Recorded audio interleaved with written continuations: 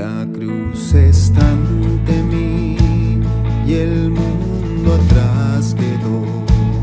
La cruz está ante mí y el mundo atrás quedó. La cruz está ante mí, el mundo atrás quedó. No vuelvo atrás, no vuelvo atrás.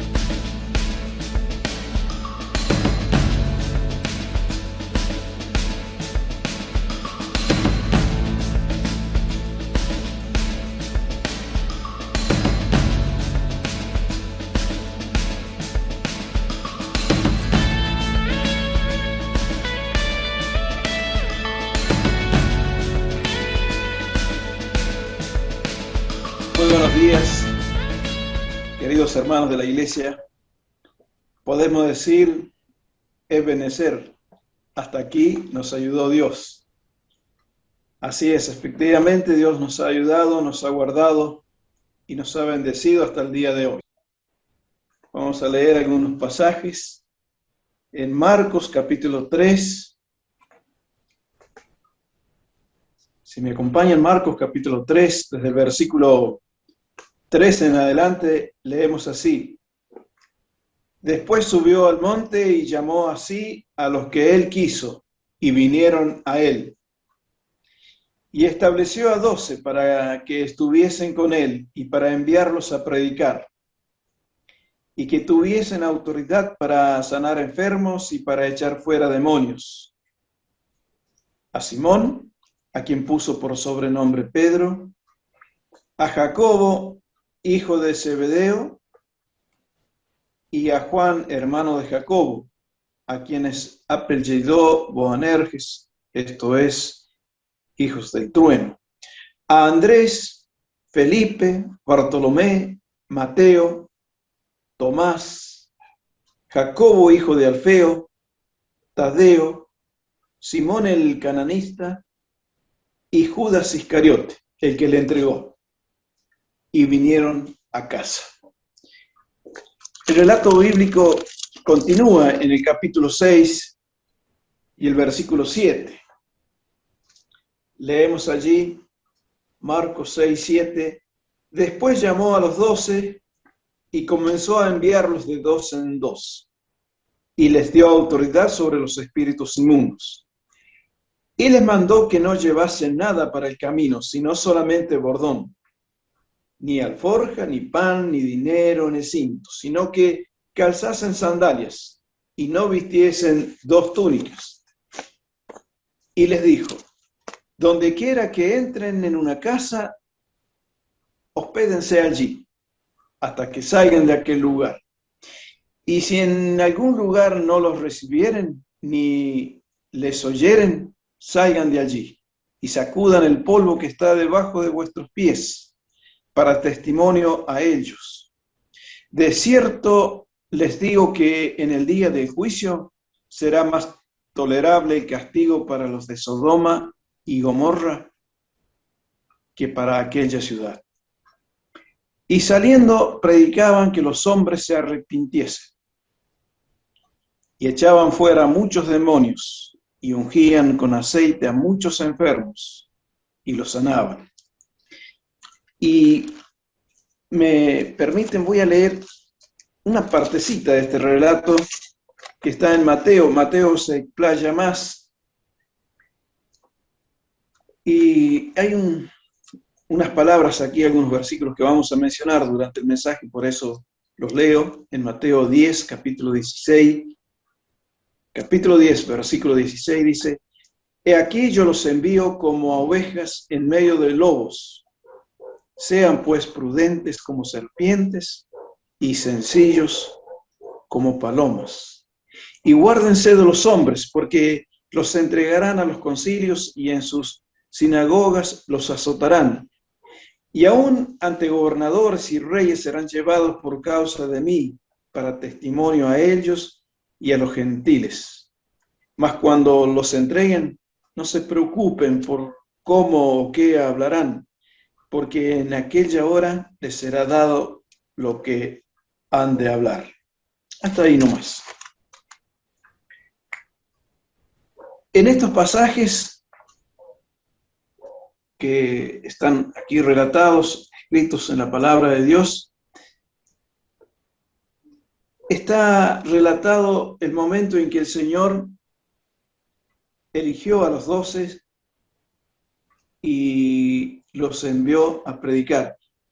Es de mucha importancia esto porque es el inicio prácticamente de la predicación del Evangelio en el mundo.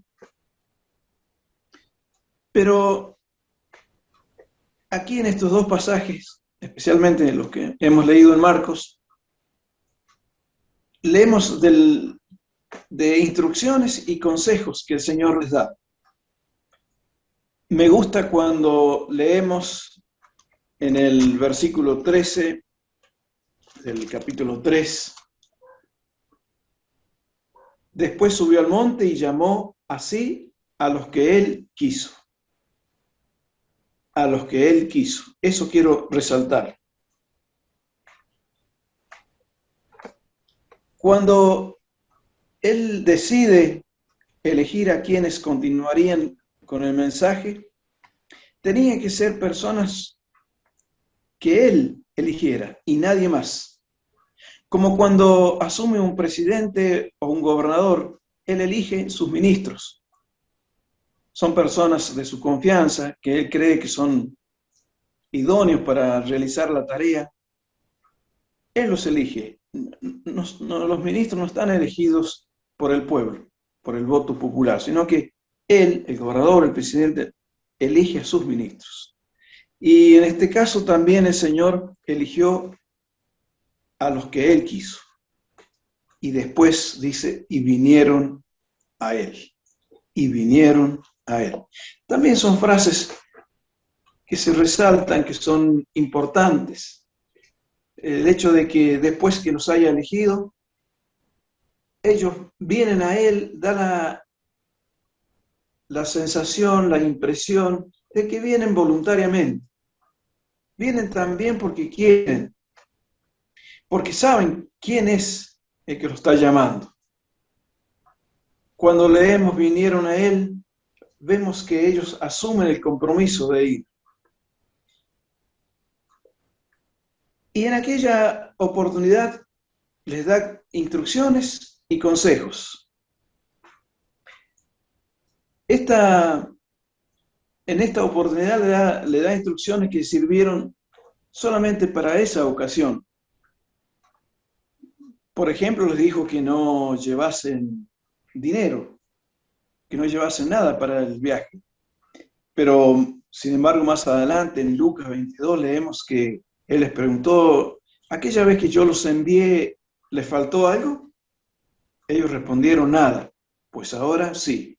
Ahora sí, tomen una bolsa, tomen una alforja, llévense todo lo necesario. Pero en esta ocasión no era necesario que llevaran dinero y otras cosas que les podían servir, porque era una gira que duró aproximadamente un mes, puede haber sido un poquito más, pero no duró tanto.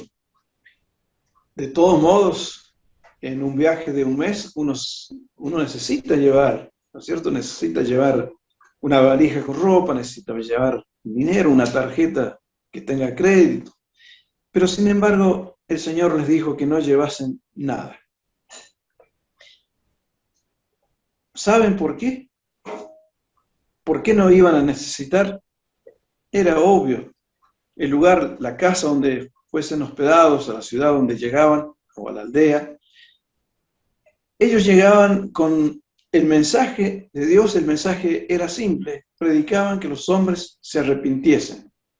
Iban de parte de Dios, pero llevaban con ellos el poder de sanar, el poder de echar demonios, que había muchos en aquellos tiempos. Había mucha necesidad. Y claro, ¿quién no quería tener a alguien así hospedado en casa, con ese poder, con esa capacidad de sanar? Así que no iba a hacer falta que llevasen todos estos elementos que les iban a ser provistos en el lugar. Pero sin embargo, les dio consejos, y esto lo hemos leído en Mateo. Les dio consejos que son muy útiles incluso para nosotros cristianos de este tiempo, que nos son útiles para el día de hoy, porque, hermanos, tengamos en cuenta que los apóstoles ya no están, pero estamos nosotros. Nosotros somos los apóstoles que continuamos con el mensaje. Nosotros somos los que Él ha elegido porque Él quiso. Somos sus elegidos.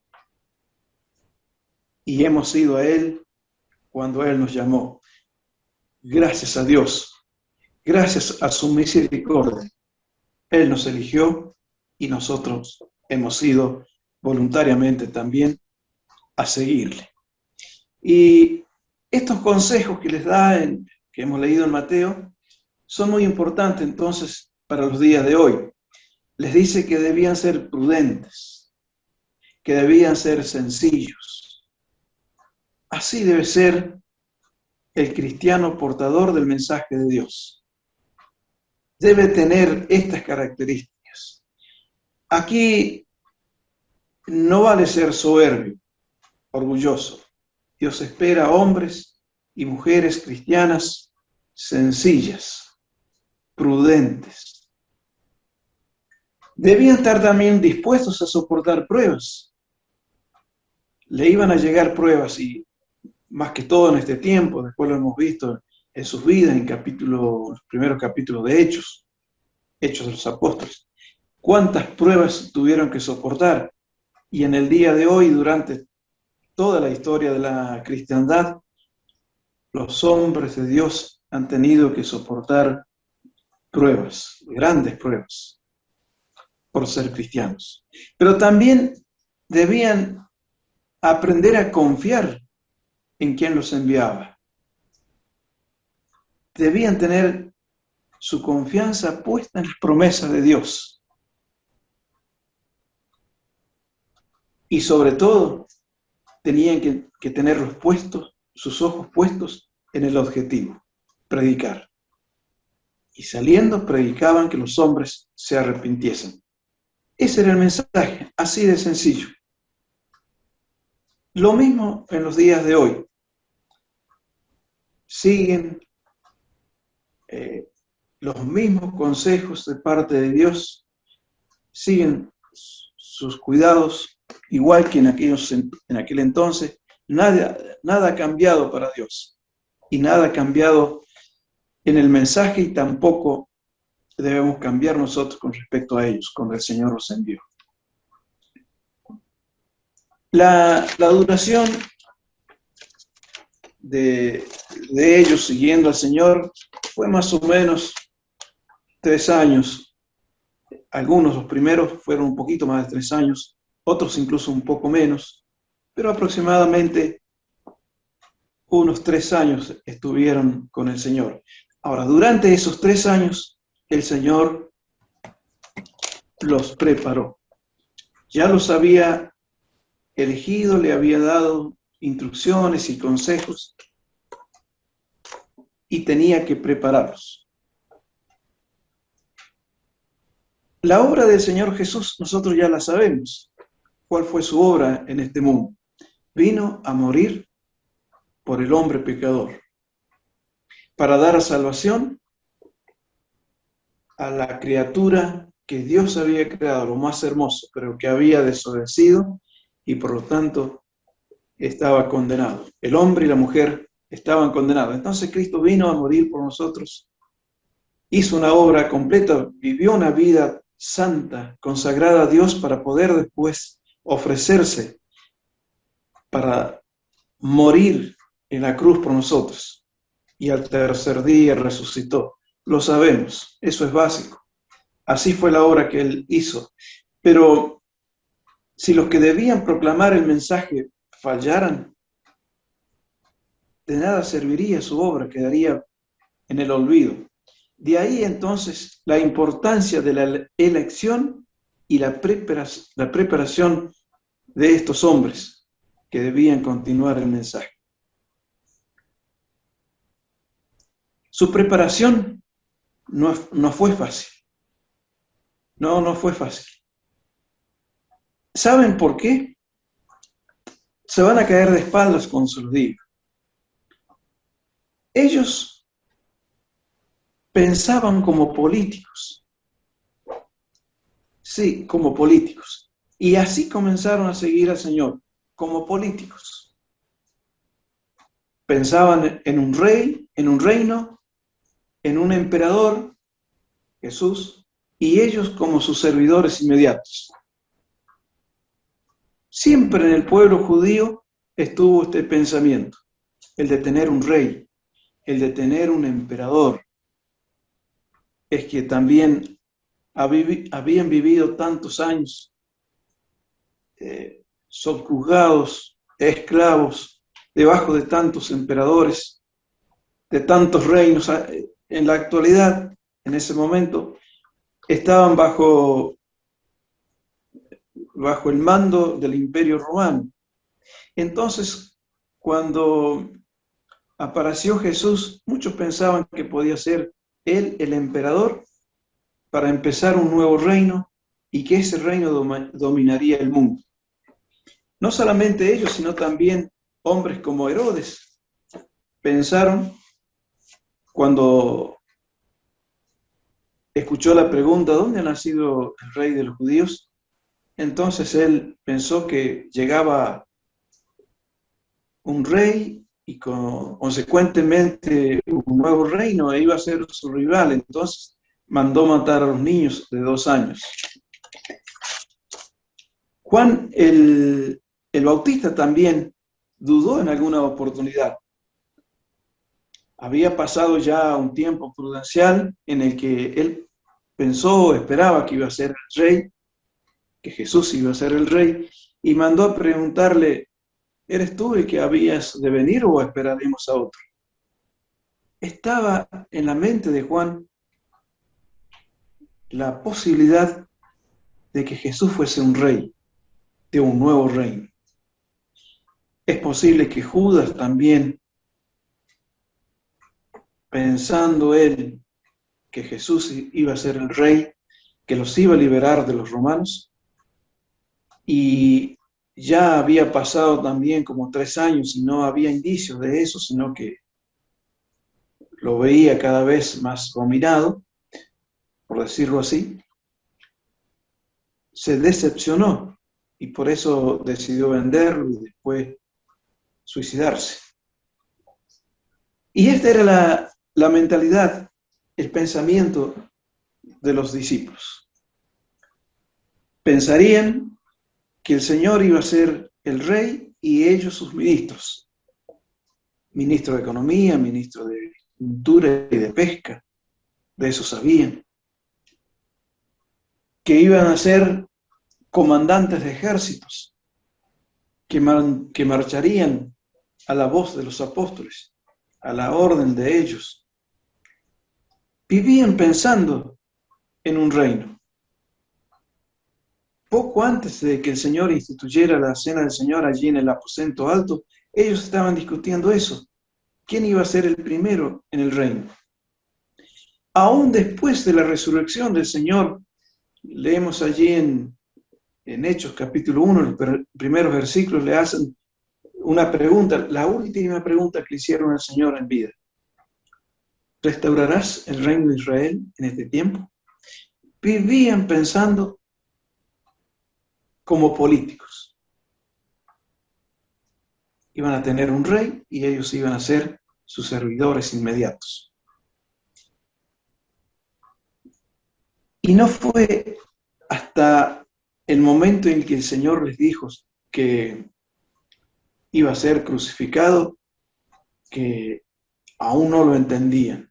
Y tal fue el shock que tuvieron que Pedro lo llamó aparte y le dijo, Señor, no, de ninguna manera esto te acontezca. ¿Cómo puede ser que nosotros esperamos que sea un rey, lo crucifique? No. Pero lo entendieron por completo recién en Hechos capítulo 2, cuando el Espíritu Santo vino y los llenó. Los llenó de su poder, de su sabiduría, y salieron al mundo a predicar el Evangelio de la salvación. Jamás habían pensado ser los predicadores que llegaron a ser. Hasta antes de Hechos capítulo 2 seguían pensando como políticos. Ahora bien, yo pregunto, mis hermanos, ¿qué pensamos nosotros en nuestro corazón? ¿Pensamos como políticos? Cuidado con esto, con meternos en la política y meternos tanto que olvidamos al Señor. Yo leo noticias a diario y escucho o leo de los políticos. Unos piensan de una manera, otros de otra, y uno no sabe al fin a quién creerle. Me imagino a aquellos cristianos que se meten en la política. Hace tiempo, algunos años, escuché de alguien que había sido miembro de la iglesia, incluso creo que llegó a ser anciano de la iglesia, se alejó de las cosas del Señor y se metió en la política. Y una vez dijo, todo el mundo tendría que ser político. ¿Cómo se llega a pensar cuando uno se aleja de las cosas del Señor y comienza a pensar, en este caso, como políticos. Dije recién cómo pensamos, qué tenemos en nuestro pensamiento, en nuestros corazones. Puede ser el fútbol también, por mencionar otra de las cosas que a veces ocupan el lugar que debería ocupar el Señor. Días atrás, Racing eliminó a Boca del campeonato local. ¿Y ahora qué? ¿Y ahora qué, Cristiano? Tienes que seguir adelante. Tienes que seguir tratando de agradar al Señor. Si Boca no hubiese sido eliminado por Racing y hubiese salido campeón, de nada serviría, nada cambiaría. Ellos querían hacer rey al Señor. Querían entronarlo como el emperador de un reino judío o un reino israelita, para de ahí dominar a todo el mundo. Pero el Señor tenía otros planes. Él quería ser el rey en sus corazones y también en el mío y en el tuyo. Cristo quiere sentarse y ser rey en el trono de nuestro corazón. Cuando eso ocurre en la vida de un hombre y una mujer que se vuelve a Dios y que acepta a Cristo como su rey y lo entrona en su corazón, esa persona cambia. La familia cambia. El mundo entero cambiaría si el hombre y la mujer de hoy decidieran aceptar a Cristo como el rey en sus vidas. Eso es lo que el Señor quiere. Quiere sentarse en el trono de nuestra vida y ser el rey. ¿Cómo cambiarían nuestras vidas? Se llenarían de gozo, seríamos de buena influencia a quienes viven a nuestro alrededor. Ese era el mensaje que debían llevar al mundo. Y para eso el Señor los eligió y para eso los preparó. Para eso también nos ha elegido a nosotros. Y se supone, se espera, Dios espera que estemos preparados para llevar este mensaje, que los hombres se arrepientan. Lo demás es obra del Espíritu Santo. Pero cuando el hombre se arrepienta de sus pecados, se arrepienta de haber ofendido a Dios y se vuelve a Él, Cristo será el Rey y su vida entera cambiará. Hace tiempo, no hace mucho, que me encontré con un muchacho, era de mi camada cuando éramos jóvenes en la iglesia, y después se alejó y le pregunté, ¿qué estás haciendo? Y le digo, ¿te estás reuniendo? ¿Has vuelto a las comidas del Señor? No, no es. Yo sé que Cristo es mi Salvador, estoy seguro de ello. Y le digo, entonces, ¿por qué no vuelves? ¿Por qué no vuelves a los caminos del Señor? ¿Por qué no vuelves a reunirte? El Señor te necesita.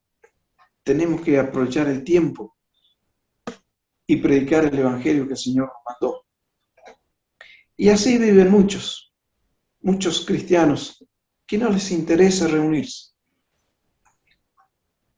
Que el día domingo es un día de paseo, un día de descanso solamente. Es porque no han entronado a Cristo en su corazón. Yo espero que en esta mañana todos los que estamos reunidos por este medio, que están escuchando, seamos de aquellos que hemos aceptado a Cristo en nuestras vidas como nuestro Rey. Y como tal, seamos cristianos agradecidos. Porque cuando Cristo reine en nuestra vida, nacerá de nuestro corazón una devoción hacia Él. Nacerá la adoración y la alabanza que solamente Dios lo merece. Que en este día, día especial, día del Señor, brote de nosotros una sincera adoración a nuestro Dios, a nuestro Rey, a aquel que nos eligió porque quiso. Leemos allí donde hemos leído en capítulo 3 y el versículo 19, y vinieron a casa. Después que el Señor los eligió, después que ellos vinieron a Él, al final del versículo 19, y vinieron a casa. Así que entonces vayamos a Él, vayamos a su casa para ofrecerle toda la adoración que Él se merece. Que así sea. Que Dios les bendiga, mis hermanos.